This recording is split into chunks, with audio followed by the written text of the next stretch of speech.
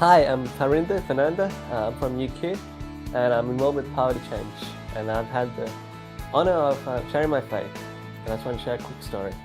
So, on the Tuesday, I met a guy called Dave, and he actually came to Christ, and I had his number on my phone. And on the Wednesday, I actually lost my phone, and I was freaking out because that was my only point of contact with Dave, and my phone has a lot of important stuff, so to speak. And I had so many people praying that I would actually find my phone again, and then I put my phone on lock mode, and I was really praying that someone would pick it up. Turns out the guy that picked it up was the security guard of Red Room, which is like a bar or group place at UQ.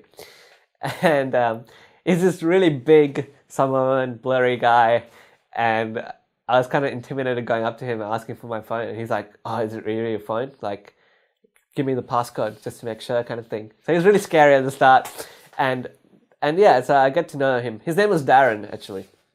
And so Darren, and I just got I just went like, "Hey bro, how you going?" kind of thing. As the weeks went by, just got to know him a bit more. I actually invited Darren to my baptism, which happened a couple of weeks after I got my phone back. And I was like, every time I saw him in the Red Room, I was like, "Hey bro, you coming along? I really love you to have you there." But unfortunately, he couldn't make it. And it was week 13. And my baptism was on Sunday, and I got to meet him on the Monday. And on the Monday, I was like, "Oh, hey bro, I'm so sad you couldn't make it," kind of thing. The fact that he didn't make it to my baptism paved the way for a conversation about his own walk with God. I was with my disciple, Cornelius, and we were meant to have lunch together. But I don't know, I was building this relationship with Darren, but the Spirit just kind of prompted me. It's like, "Hey, I really want you to go and talk to him and share your faith with him." I just felt compelled to go and talk to him. And so I was with Cornelius. Poor guy, he had to sit through like a 2-hour conversation. But the amazing thing is he actually prayed through that whole conversation. And I don't think Darren would have come to Christ without that.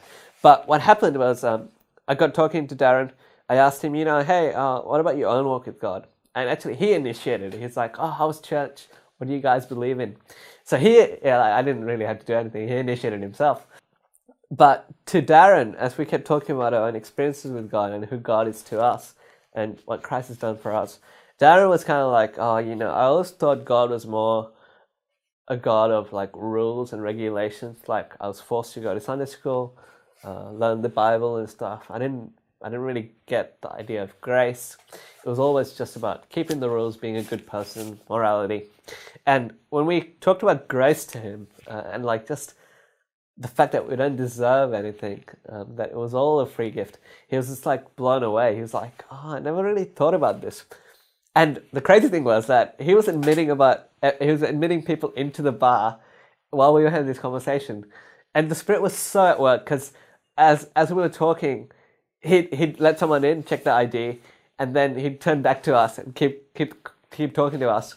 And so he must have let in about 200 people in the 2 hours. It was crazy, but he was so interested in this conversation, and especially when we got to sharing about our own personal need for Jesus and the fact that we need a savior for our sins. He's like, "Yeah, look, I know that I've stuffed up. I know that I've kind of fallen away, and I keep chasing these different things, girls, reputation, all that kind of stuff." And he was like, "Brother," and he said it in his Samoan voice, his really deep voice. He's like, "Brother, I really think I need Jesus in my life." And I did this thing where I was like, we can either choose to accept this gift or reject this gift. And I offered it to him. He's like, analogically speaking, and he's like, "Yeah, I really want to receive this. How do I do that?" And so we went through the Knowing God booklet. We went through what it means to be a Christian. And especially the prayer at the end, where it says that you have to give up everything. And he was really hit hard by that. He was like, "I don't know." But then just really explaining to him that, it's not about the rules, it's about a relationship, and that Jesus has the best plans for your life. And I quoted John 10:10 to him, that thief comes only to kill and to destroy, but Jesus has come to give him life and life to the full. And that really hit him hard. I was like, okay, I need this. And so in praying, he was still admitting people into the bar. And so he's like, we say one line, and he's like, "Oh, you can go in." It's like, and then, "Yes, I accept Jesus. coming. Like, it was really funny. But yeah, Darren prayed to receive Christ. We kept talking more and more as well, just about what it means to be a follower. And he's so keen to read the Bible as well. So I gave him a little Gideon's one, which is awesome. Actually, in the end of the conversation, he actually remembered a passage from his childhood. It was Romans 1:16, the one about, not being ashamed of the gospel. And yeah, it was just crazy how God did that. Like, turned me losing my phone to salvation of someone for eternity. Like, that's just God at work. So yeah.